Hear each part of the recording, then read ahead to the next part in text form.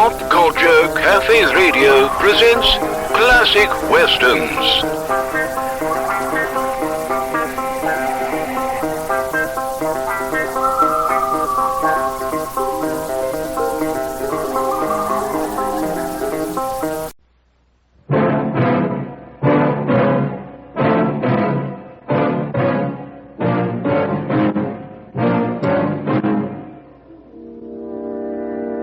There's something loose on that mountaintop that's bigger than any man I've ever seen. And stronger. Before I leave, I intend to find out what it is.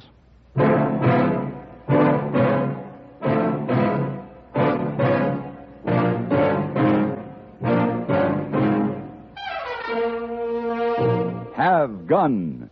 Will Travel. Starring Mr. John Daner as Paladin.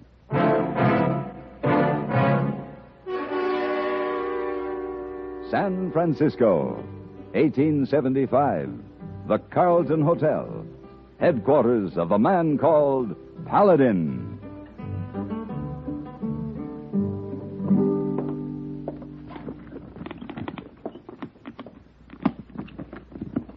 You will not change your mind, Mr. Paladin? You still go? I'm afraid so, hey, boy. Oh, by the way, send a dozen long-stemmed roses to Miss Julie Parker. And regrets. Oh, do not go there, Mr. Paladin. Please. Why not? Why does this trip bother you so much? Oh, I read a newspaper. Monster at Moon Ridge. Lady bewitched by apparition. Oh, please, do not go there, Mr. Paladin. I've already been hired and accepted. I'm leaving right away. Oh, then, let me. Please? Well, what have you got in that jar? Please? Dragon tooth powder. Dragon tooth? It's one here and one here. Keep you from harm. Dragon's tooth powder, very powerful protection. Your new country has a better formula for destroying superstition, hey, boy. Equal parts of reason and daylight. But I thank you for the friendship behind the thought. Oh, then you go. You see Mr. Vito Bella? That's right, Vito Bella, Bowtown, California.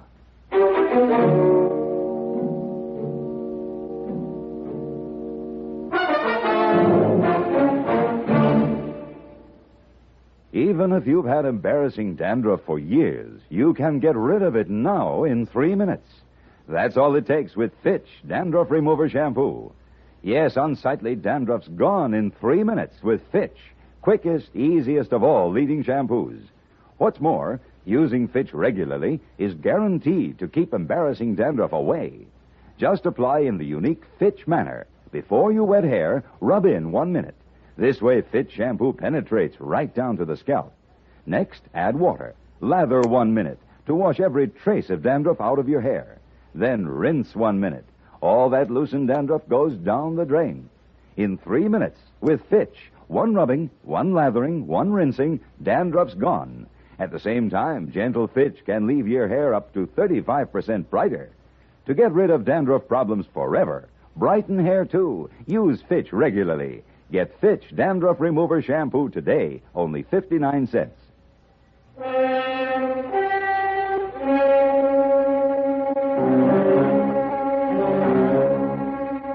The Indians have a name for the high mountain lands back of Placerville. They call it Shadow Ground.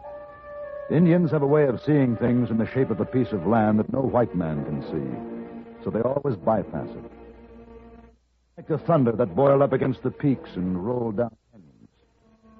But then the Indians had little use for gold and silver, and the white men did. And the white men built their town where a teepee village might have been, close to the top of Moon Ridge. It was after dark, and the sky was heavily overcast when I pulled up in front of the sheriff's office in Bowtown.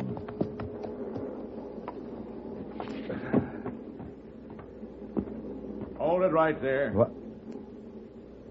I'm looking for the sheriff. That's me. Who are you?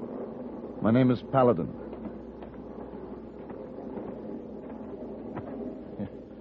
Riding in at night with a black horse and black trail clothes? I'm surprised you didn't get your head shot off. Well, do You have to hold that gun on me? Come on in.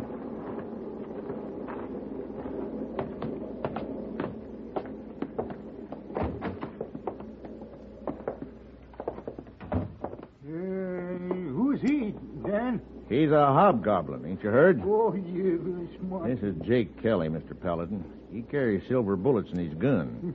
Really? Claims something grabbed him on top of Moon Ridge one night. Oh, sit down and I'll pour you some coffee. Thanks.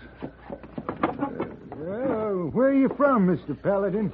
San Francisco. Oh, that's a long way. Are you the fellow Vito said he was sending for? About Emily? He wants to know what's bothering her. I'm going to try to find out. Well, I'll tell you what's wrong with Emily. She's hexed, that's what. And you know I'm talking true, Dan. If you'd ever ride up there and see her yourself. Sheriff's got to stay around town. Now, you know that. Oh, yeah. You ain't set foot out since the time your posse got scattered. No. That was a little accident. Few horses run away and folks build it into something big. There ain't nothing up there. Oh, Miss Paladin, I was as far from it as I am from you. And I seen it. Half man, half bear.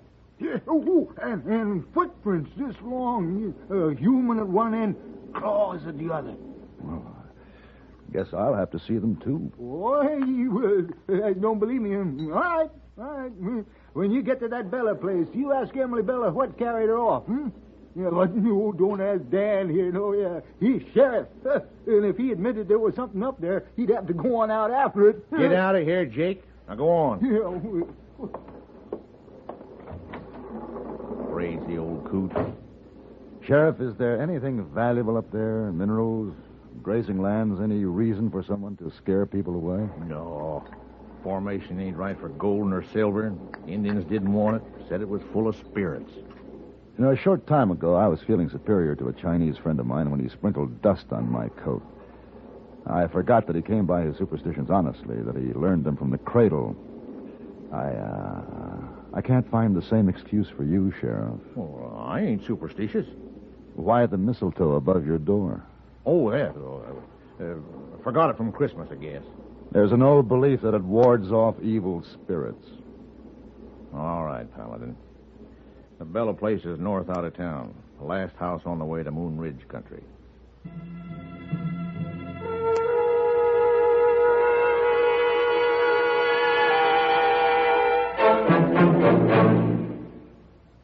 What makes the different sound and sound difference that you hear on this station? It's the teamwork between the CBS radio network and its affiliated stations. This teamwork combines the far-flung resources of CBS News with local programming that helps you know your neighbors and neighborhood. Your listening post on your town, your nation, and the world is this station backed by CBS Radio. Don't settle for less.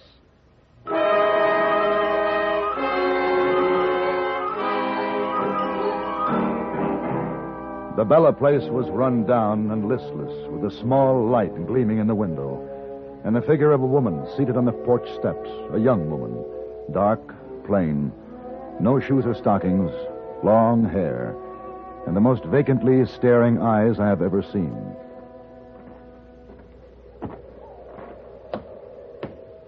Good evening. Miss Emily Bella? It's dark. Yes? Oh, Mr. Bella? Yes? My name is Paladin. Oh. Mr. Paladin. Come. Oh. Memento, please. Emily. No, you promised you'd tell Papa when you stepped outside. Remember? It's cold here. And when a visitor comes, a big girl says what, huh? How do you do? How do you do, Emily? Very good. Now you come in the house with us, huh?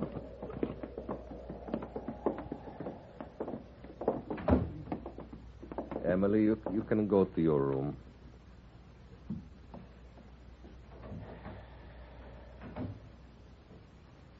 A dozen years ago, there was, in this valley, an epidemic. Took my wife, almost my daughter. I'm sorry. Afterwards, Emily's body grew, but her mind... she remains a child. Wine? please. Yeah. Well, this epidemic, what was it? Oh, we don't know. No doctors here. There was a young boy who was affected the same way. People treat him like an animal. They call him names. They kick him until he's a mother. She took him away. I saw I have to leave, too. Bring Emily here, far from a town. The land here is... It's no good, but we manage. Those dolls are hers? See, she is of an age where toys are pleasant. She's fortunate to have you as a father. I think she's fortunate in other ways. Maybe you don't know what I mean, huh? Perhaps I do. There's nothing shocking, ugly about remaining a child. It's the best age of all. Their world is wonderful, mysterious, half real, half make-believe. The world you and I live in, Mr. Bella, is not always as pleasant. I think you're a wise man, Mr. Paladin. We drink. Salute. Salute. The newspaper said Emily was this way because of shock, some unusual experience. A spell cast by the monster of a moon ridge. Since that story is untrue, why do you want to pay me $200, Mr. Bella? Your telegram said 500. You haven't answered my question. Mr. Paladin, there is something on Moon Ridge.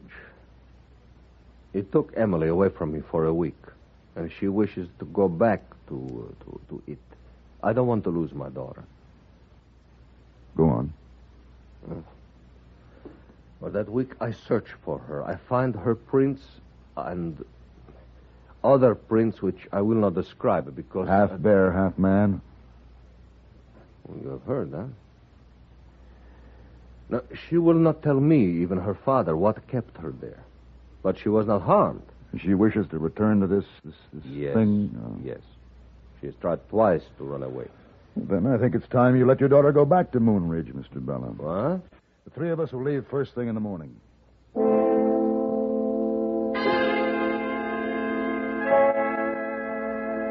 The morning was dark and foreboding with the threat of rain in the air.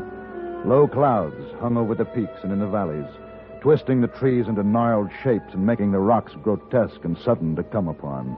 All very unreal. But the track we came across on the top of Moon Ridge late that afternoon was real enough. Half a man, half a bear, huh? Maybe. Emily? No, Mr. Paladin, be honest with me, please. What make this print? I don't know, Mr. Bella. No, it's going to be dark less than an hour. Hey, what is that? I'd say it was a bear. Emily! Emily, come back! Paladin, she's going down the canyon. You follow with the horses. I'll try to catch her.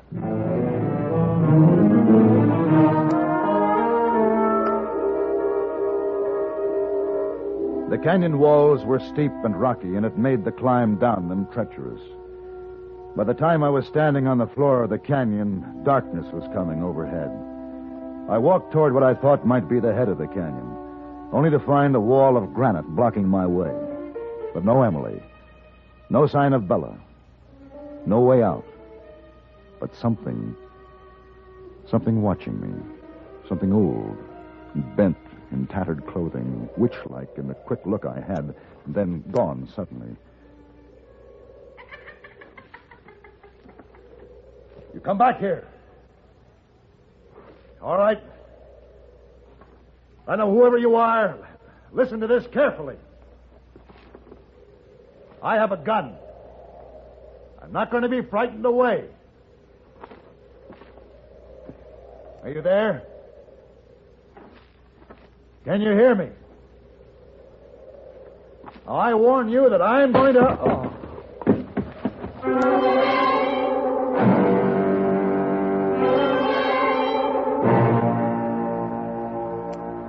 When I regained consciousness, I was inside an old mine shaft, a chain on my leg, minus guns. A very real-looking bear was chained across from me. There, in the dim light filtering back from the opening of the mine shaft, I saw something moving slowly toward me. Something which seemed only half human. Something old and horrible. I waited there, quiet, as the thing came closer. What do you want with me? Leave while you can.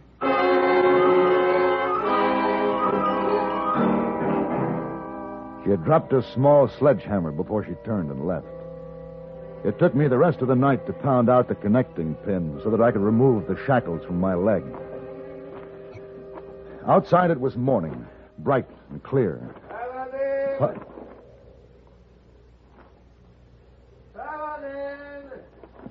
Bella! Over here!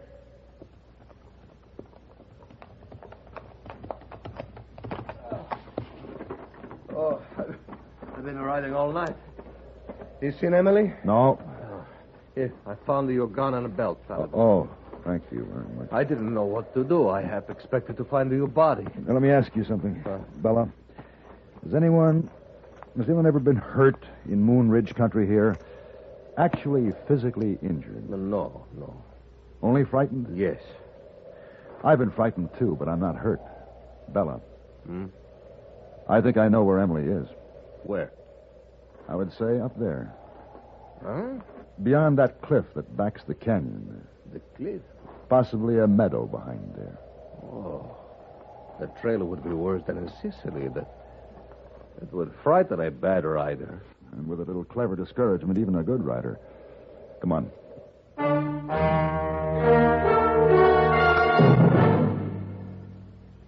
Now there's a luxury car that fits regular parking spaces and ordinary garages that's easy to handle in traffic. It's America's compact luxury car, the Ambassador by Rambler. Now, medium-priced car buyers can have the room, comfort, luxury, and performance they expect in a fine car, but without excessive length, width, and bulk. If other medium-priced cars have sized and priced you out of the market, then you owe it to yourself to test our best. American Motors' finest, the luxuriously compact Ambassador. Note the quality construction and careful attention to detail. Enjoy the most favorable power-to-weight ratio on the medium-priced field with Ambassador's 270-horsepower V8 engine. Try luxury features like individually adjustable front seats that glide back and forth separately. 5 minutes at the wheel of an Ambassador will change your ideas about luxury cars. Test our best, the Ambassador V8 by Rambler. Finest car ever priced so close to the lowest. See, drive the luxurious Ambassador, now at Rambler dealers.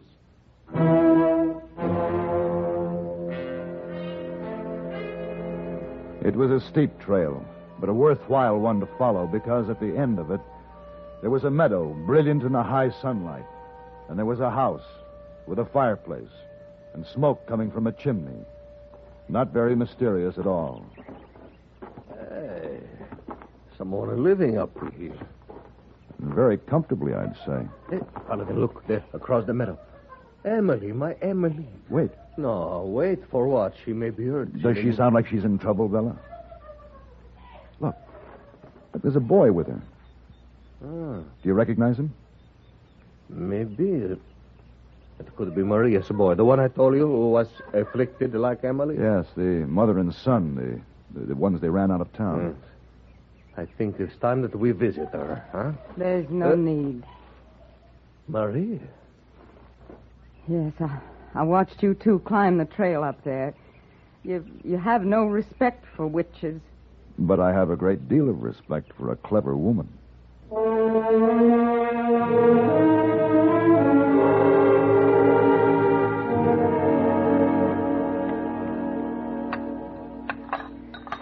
So, where else could I take my son?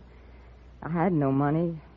I had to find a place where people wouldn't ridicule him. Mr. Bella suffered from the same things.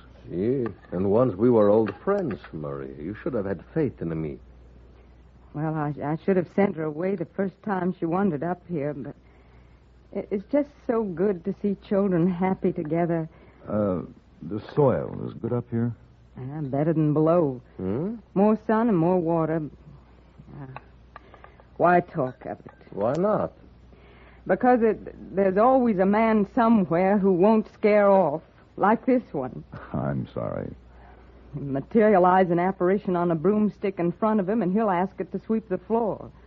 The monster footprints I made, half mine, half a bear's, they meant nothing. I've run out of tricks. I've moved before. We can do it again. Why move? See, why move, huh? If I lived here, there would be no man-bear track, no cave to put foolish men in and then release him to run frightened, shouting foolish things. I think since I am a man, there would be a gun in my hand, and friends would be welcome, others would not. If a man has something to say, he comes right out and says it. Yes, well, Maria, I think perhaps I like your land. And I think I'll be going. I'll expect $200 to be placed in my San Francisco account, Mr. Bella. And I suspect that you got more than you bargained for. But you will get what you bargained for, Mr. Paladin, $500. You have to ride through town, I suppose, and talk to the sheriff? No. Ignorant and prejudiced people like to be deceived, and they deserve it when they are. Why confuse them with the truth?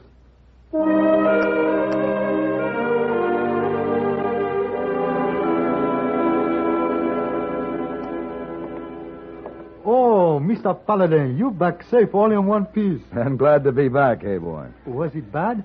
Oh, bad for people who believe in witchcraft. Any messages for me? Oh, yes, sir. Many messages. Let me see. Lady send note and say you call on her when you come back. Uh-huh. Another lady send servant over and tell you not to call on her when you get back. What else? Is all. Well, in that case, tell me the name of the lady over there, hey boy. Oh, yes, sir. It's Miss Romero from Spain. Uh-huh. Very new in this country. Thank you.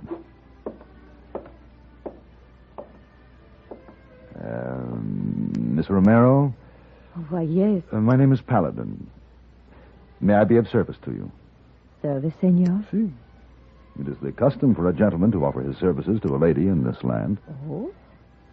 What kind of services? Any kind the lady wishes. Dining in fine restaurants, the theater, the opera. Perhaps a carriage ride to historical points of the city. Your heart names it. I like these customs, senor. But isn't such a relationship fraught with possibilities? Oh, it is, senorita. All kinds of possibilities. Shall we begin with the possibility of dinner this evening?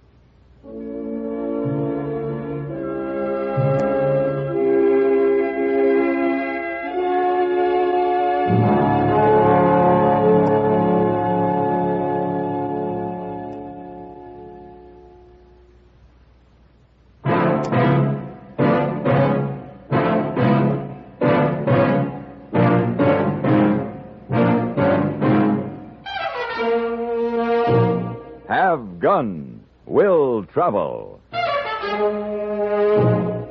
Created by Herb Meadow and Sam Rolfe, is produced and directed by Norman McDonnell, and stars John Daner as Paladin, with Ben Wright as Hayboy. Tonight's story was written by Gene Roddenberry and adapted for radio by John Dawson.